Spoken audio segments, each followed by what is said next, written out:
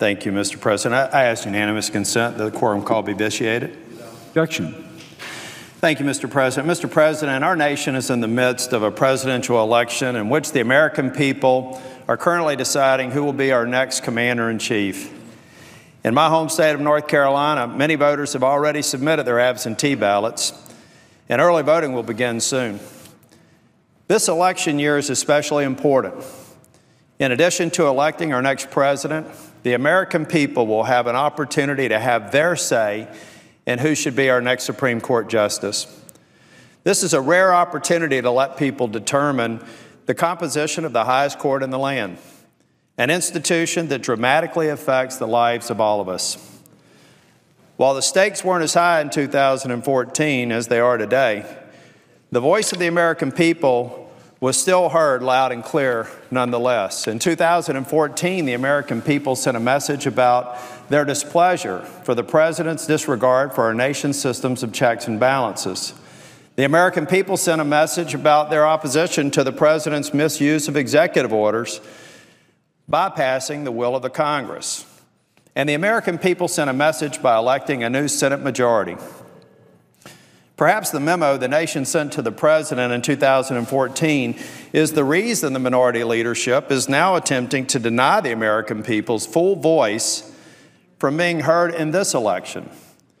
The minority doesn't want the people to decide the composition of the Supreme Court, so they claimed there's a constitutional requirement for the Senate to give the president's Supreme Court nominee a vote. That couldn't be further from the truth. Article 2, Section 2 of the Constitution makes this clear. While the president may nominate individuals to the Supreme Court, the Senate holds the power to grant or withhold consent for those nominees. This is not difficult or unique in a constitutional sense. In fact, in 2005, the senior senator from Nevada took to this very Senate floor, and this is what he declared, and I quote, "The duties of the Senate are set forth in the U.S. Constitution. Nowhere in that document does it say that the Senate has the duty to give the presidential nominees a vote. It says appointments shall be made with the advice and the consent of the Senate. That is very different from saying that every nominee receives a vote." End quote. The Senate is doing its job by withholding consent, and that's exactly why the rules of the Senate provide further guidance on what happens when the Senate exercises its authority not to advance a judicial nominee.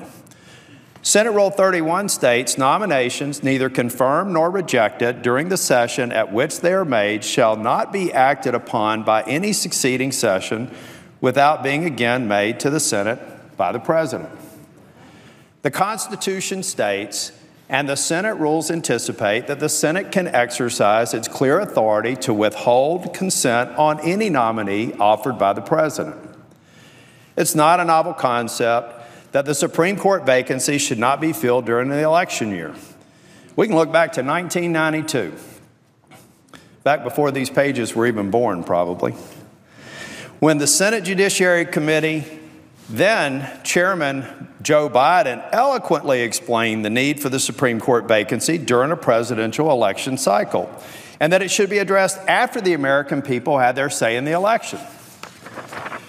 Chairman Biden, now Vice President Biden, said this, and I quote, "The Senate, too, Mr. President, must consider how it would respond to a Supreme Court vacancy that would occur in the full throes of an election year. It is my view that if the President goes the way of Presidents Fillmore and Johnson and presses the election year nomination, the Senate Judiciary Committee should seriously consider not scheduling confirmation hearings on the nomination until after the political campaign season is over."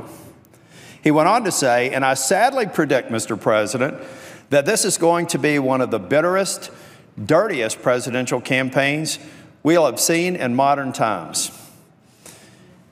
The Vice President concludes by saying, "Mr. President, I'm sure after having uttered these words, some will criticize such a decision and say it was nothing more than an attempt to save a seat on the court in the hopes that a Democrat will be permitted to fill it." But that would not be our intention, Mr. President. If we If that were the course we were to choose as a Senate, to not consider holding the hearings until after the election. Instead, it would be our pragmatic conclusion that once the political season is underway, and it is, action on a Supreme Court nomination must be put off until after the election campaign is over. That is what is fair to the nominee and essential to the process.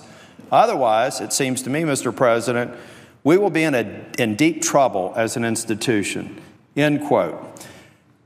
Vice President Biden's remarks may have been voiced in 1992, but they are entirely applicable in 2016. The campaign is already underway.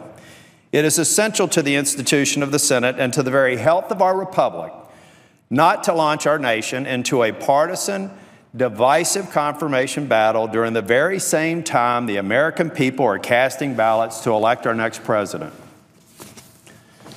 Vice President Biden, and this is not something I've said very often, Vice President Biden was absolutely right. There should be no hearings. There should be no confirmation. The most pragmatic conclusion to draw in 2016 is to hold the Supreme Court vacancy until the American people's voices have been heard. Thank you, Mr. President.